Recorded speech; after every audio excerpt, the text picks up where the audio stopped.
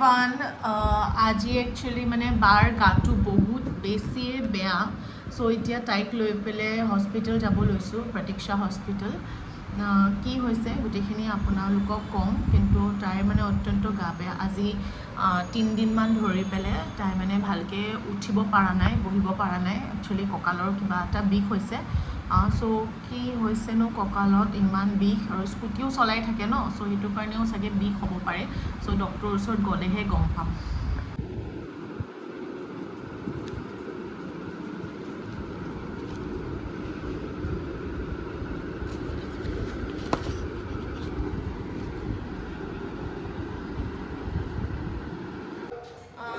এয়া তাইৰ মানে হঠাতে মানে কিবা কঁকালটো কিবা এটা বিষ হৈ গৈছে চ' মানে কিনো হৈছে ধৰিব পৰা নাই আজিৰ পৰা 2 বছৰ আগতে ন 2 বছৰ আগতে একচুৱেলি আমি ডক্টৰ দেখাইছিলোঁ কিন্তু আকৌ কিনো উখ হৈ গৈছে গম পোৱা নাই চ' এতিয়া ডক্টৰৰ ওচৰত গ'লেহে গম পাম গাড়ীত বহিলোঁ যাবলৈ ওলাইছোঁ ডক্টৰ তাত প্ৰতীক্ষা হস্পিটেলতে মই আগতেও দেখাইছিলোঁ আগৰ 2 বছৰমান আগতে কঁকালৰ বিষ হৈছিলে 2 বছৰ আগতে এবাৰ তেখেতক দেখাইছিলোঁ ডক্টৰজন খুব ভাল সেইকাৰণে আকৌ গৈ আছোঁ প্ৰতীক্ষা হস্পিটেললৈ চ' এয়া হস্পিটেল আহি পালোঁ এয়া লিফ্টত উঠিবৰ কাৰণে লৈছোঁ এতিয়া চ' চাওঁ ডক্টৰে কি কয়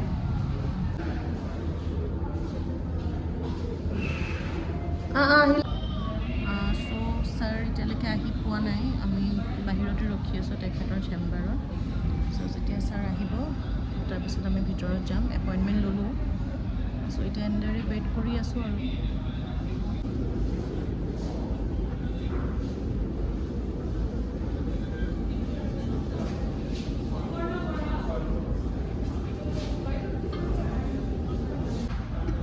একচুৱেলি আমি আজি যাক দেখাব আহিছোঁ তেখেত হৈছে ডক্টৰ দিগন্ত ফুকন ছাৰ তেখেত একচুৱেলি আজি ছুটীত আছে কিন্তু বাৰ বহুত ইমাৰ্জেঞ্চি বুলি কোৱাৰ কাৰণে তেখেত হস্পিটেল আহিব লৈছে চ' তেখেতক বহুত বহুত থেংক ইউ মানে ইমান ৰেচপনচিবল তেখেত গাটো বেয়া বুলি গম পোৱাৰ লগে লগে ছাৰক আমি এটা ফোন কৰিলোঁ যে ছাৰ আপুনি এভেইলেবল আছেনে তেতিয়া ছাৰে কৈছে যে আজি ছুটীত আছে তাৰপিছতো ছাৰে আজি আমাক এনেকৈ টাইম দিছে কৈছে 1 বজাত আপোনালোক আহক মই 1 বজাত হস্পিটেল যাম চ' তেখেতকে ভিডিঅ'টোৰ জৰিয়তে থেংক ইউ ছ' মাছ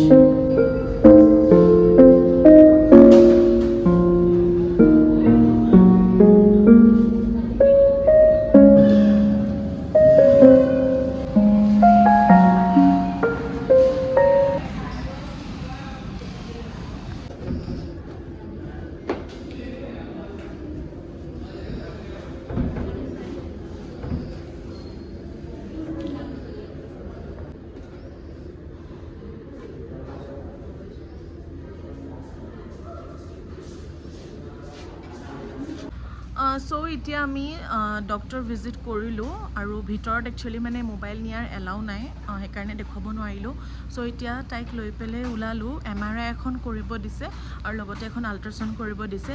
MRIটো এই যোনডাল ৰাজহাড় আছে ন তাতেই তাইৰ প্ৰব্লেমটো হৈ থাকে ন চ' সেইটো কিয় কাৰণে হৈছে আগতে আমি এক্সৰে কৰোঁতে অলপমান ধৰা পৰিছিলে কিন্তু বাট মানে এইটো বস্তুটো মানে ভাল হোৱা নাই চ' সেইটো কাৰণে মানে ডক্টৰে কৈছে যে MRI কৰিবৰ কাৰণে চ' আমি সেইকাৰণে এতিয়া ওলালোঁ তো কাইলৈ আকৌ আহিব লাগিব কি কয় তেতিয়াহে মানে গোটেইখিনি গম পাম মানে ৰিপৰ্টটো লৈ পেলাই মানে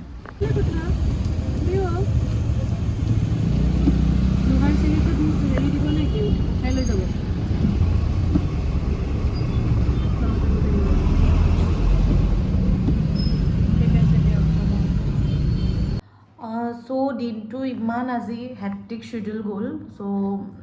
তাইৰ MRI কৰালোঁ আৰু প্লাছ আল্ট্ৰাচাউণ্ডো কৰাই এতিয়া কাইলৈ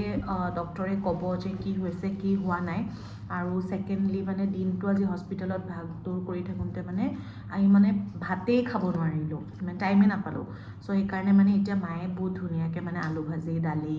তাৰপিছতে পনীৰ যিহেতু আজি পূৰ্ণিমাও আছিলে তো সেইটো কাৰণে মানে অকণমান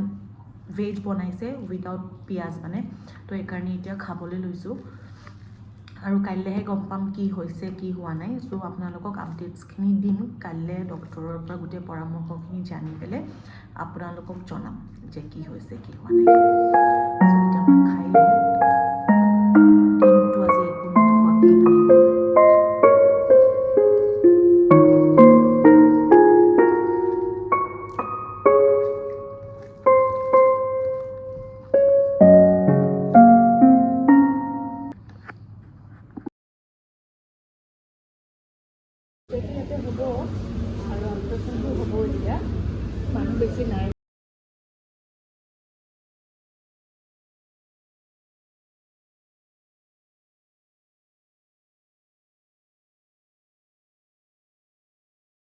এইমাত্ৰ হস্পিটেলৰ পৰা আহি পালোঁ।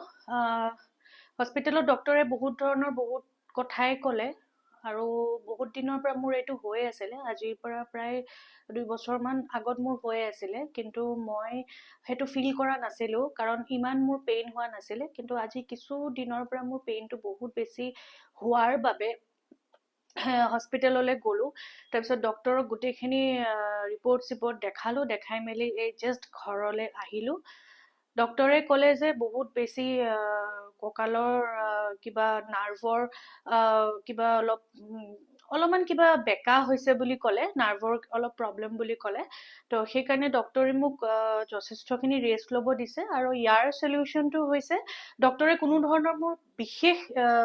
একো তেনেকুৱা মেডিচিন দিয়া নাই। যোনটো বস্তু আজিকালি আপোনালোকে জানে যে মেডিচিন খালে হয়তো কিডনি এফেক্ট কৰিব পাৰে তেনেকুৱা। তো সেইকাৰণে ডক্টৰে মোক কোনো ধৰণৰ মেডিচিন দিয়া নাই। ডক্টৰে মোক 2টা মেডিচিনে দিছে। সেইটো হৈছে আপোনাৰ কেলচিয়ামৰ মেডিচিন দিছে আৰু অকণমান বিষটো আছে কাৰণে অলপ চাগে হয়তো বিষৰ মেডিচিন এটা দিছে। তো সেইটোকে খাব লাগিব আৰু ডক্টৰে চবতছে মেইন মেডিচিনটো হৈছে ৰেষ্ট। হট ৱাটাৰ বেগ ল'ব লাগিব, ৰেষ্টত থাকিব লাগিব। তো মই সেইখিনি আজিৰ পৰা ৰেষ্ট কৰিবৰ কাৰণে চেষ্টা কৰিম। আৰু ৰেষ্টতে থাকোঁ বাৰু, ঘৰতে থাকোঁ যিহেতুকে ৰেষ্টতে থাকোঁ, কিন্তু তথাপিতো আৰু অলপ ভালকৈ নিজৰ কেয়াৰ ল'ব লাগিব। তো ডক্টৰে যিখিনি কথা ক'লে গোটেইখিনি ঠিকেই কৈছে বাৰু, ৰিপৰ্টত ওলাইছে তেনেকৈ যিখিনি কৈছে। তো সেই গতিকে এতিয়া অকণমান মই ৰেষ্টত থাকিম আৰু আপোনালোকক যিহেতুকে কৈছিলোঁ যে গোটেইখিনি কথা আপোনালোকক জনাই থাকিম, কৈ থাকিম। তো সেইটো কাৰণে ডক্টৰে কি ক'লে কি নক'লে আপোনালোকক গোটেইখিনি জনালোঁ।